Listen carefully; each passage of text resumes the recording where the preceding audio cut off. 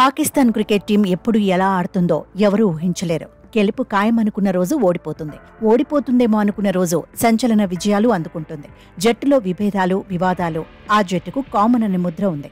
PCB, రాజకీయాలు మొత్తంగా పాకిస్తాన్ జట్టు గ్రాఫ్ పడిపోవడానికి కారణమన్న వాదన ఉంది. ఇటీవలే బంగ్లాదేశ్ చేతిలో చిత్తుగా ఓడిపోయింది. తొలి మ్యాచ్లో ఓడాక పాక్కు కలిసి రాలేదనుకున్నారు. కానీ రెండో మ్యాచ్లోనూ పాకిస్తాన్ చిత్తైంది. చరిత్రలో ఎప్పుడూ లేని విధంగా బంగ్లాదేశ్ చేతిలో కంకుతింది. 0-2తో సిరీస్ను కోల్పోయింది. దీంతో పాకిస్తాన్పై విమర్శల వర్షం కురుస్తోంది. పాక్ జట్టు బాగుపడేదెలా అంటూ చర్చ జరుగుతోంది. ఓవైపు టీమిండియా, ఆస్ట్రేలియా వంటి జట్లు ఆధిపత్యం చెలాయిస్తుంటే పాకిస్తాన్ మాత్రం దిగజారుతోందని ఆ జట్టు మాజీ క్రికెటర్లే ఆవేదన వ్యక్తం చేస్తున్నారు. తాజాగా ఇదే అంశంపై పాక్ మాజీ క్రికెటర్ డానిష్ కనేరియా రియాక్ట్ అయ్యాడు. జట్టుకు సంబంధించి ఇష్టారీతిన నిర్ణయాలు తీసుకోవద్దన్నాడు.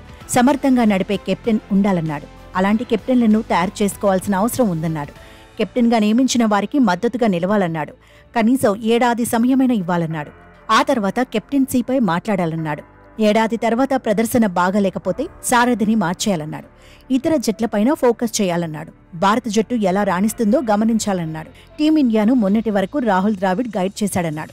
ఆ తర్వాత టీమిండియా హెడ్ కోచ్గా గంభీర్ ఎంపికైన విషయాన్ని గుర్తు చేశాడు. గౌతీ కమిట్మెంట్ ఉన్న వ్యక్తన్నాడు. జట్టు ప్రయోజనాలే ముఖ్యంగా నిర్ణయాలు తీసుకుంటాడన్నాడు. పాకిస్తాన్కు కూడా గంభీర్ వంటి వ్యక్తి అవసరమనే యాంగిల్లో రియాక్ట్ అయ్యాడు.